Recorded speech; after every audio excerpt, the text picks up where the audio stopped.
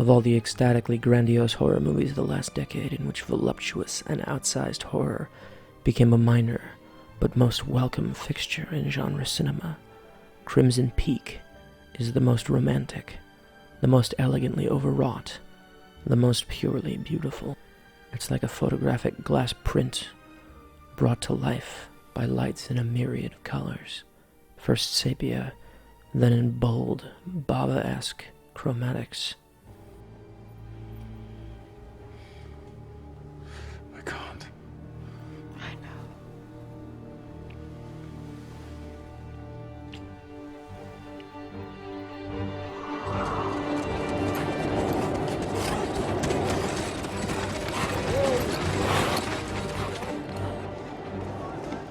There's a gentleman out there asking for directions to Halliday Hall.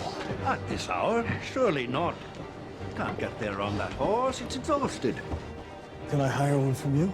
We're closed for the winter. Or can I get there on foot? That's well over 4 hours following the road. Then I better get going. Sir! Meet me there, after the storm.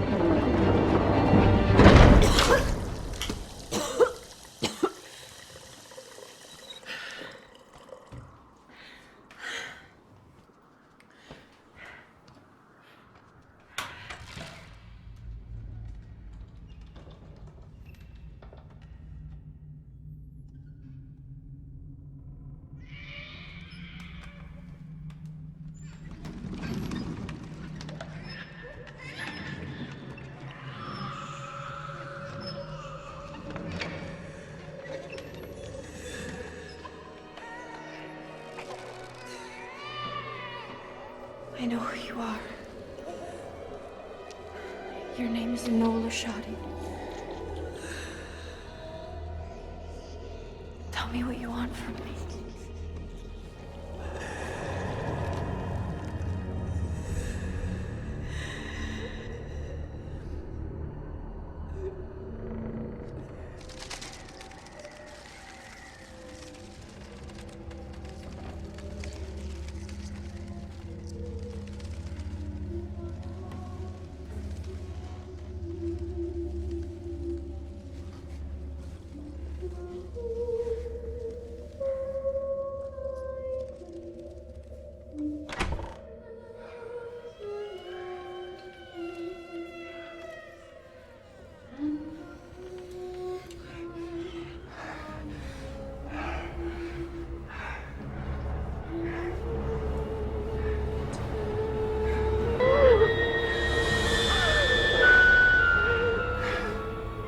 The film is a fairy tale, like one of Mario Bava's short films made feature length.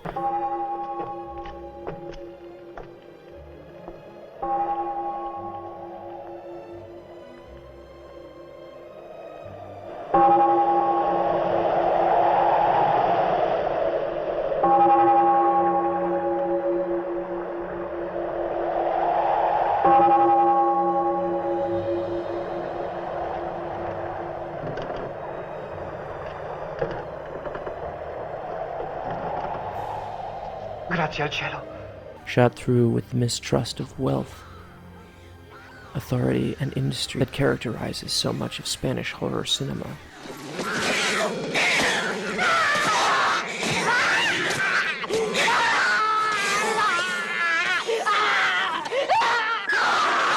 Please help her! God, help her!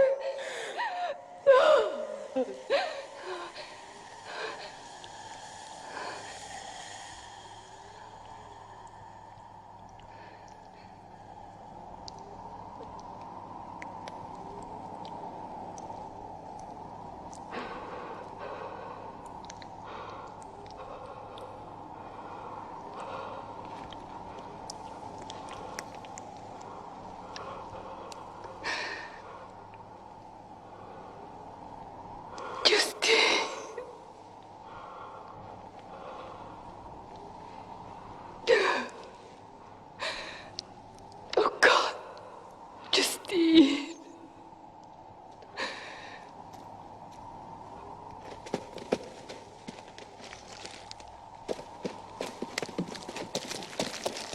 No!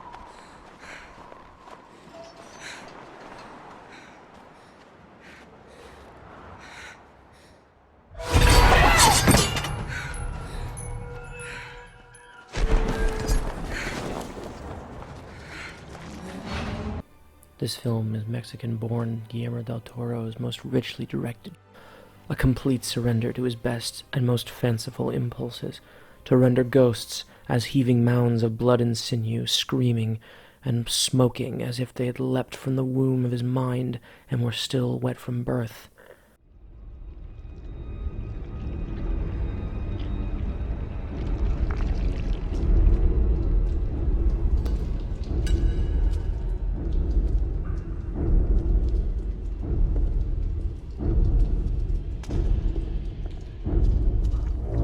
The young Del Toro made friends with these ghosts.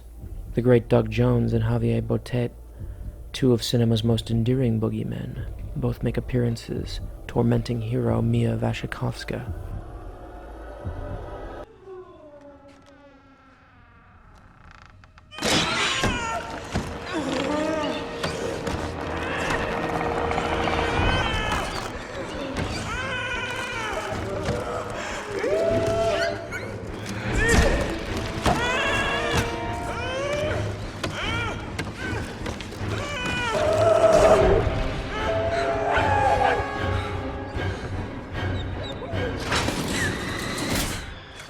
Del Toro presents a curio catalog of his interests, as if he had trapped them in ice as a boy, and finally thawed them out when the budget grew large enough to truly do them justice.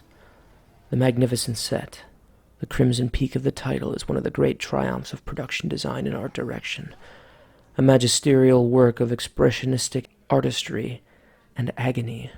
The building itself seems sick.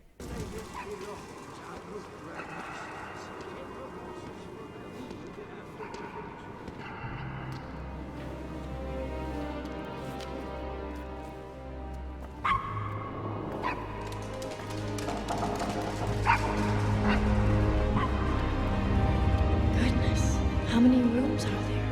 I don't know. Would you like to count them? What do you think? Does it look the part? It does. Although it's even colder inside than out. I know, it's a disgrace. We try to maintain the house as best we can, but with the cold and the rain, it's impossible to stop the damp and erosion. And with the mines right below, well, the wood is rotting, and the house is sinking. Take it upstairs, young master. Oh, yes, please. This one goes to the dressing room. Let me show you. But how do you manage this house? Just you and Lucille? It's a privilege we were born into, and one we can never relinquish. But we manage somehow, my darling. My workshop's in the attic. I can't wait to show you. Would you take my bags to the attic? The costumes and lighting, the slow and methodical motion of the camera, and the old-fashioned haunting story dreamt up by Del Toro and ace screenwriter-director Matthew Robbins.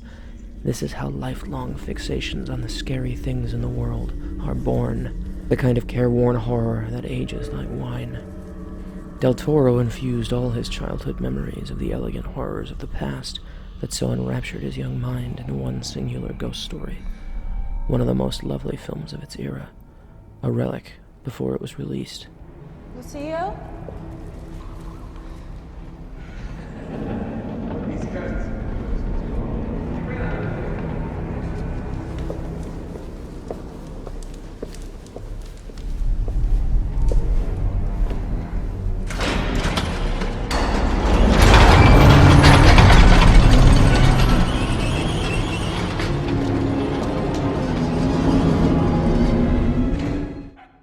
Crimson Peak throws realism and naturalism away, escaping instead into a realm of ecstatic creation and enormous gestures.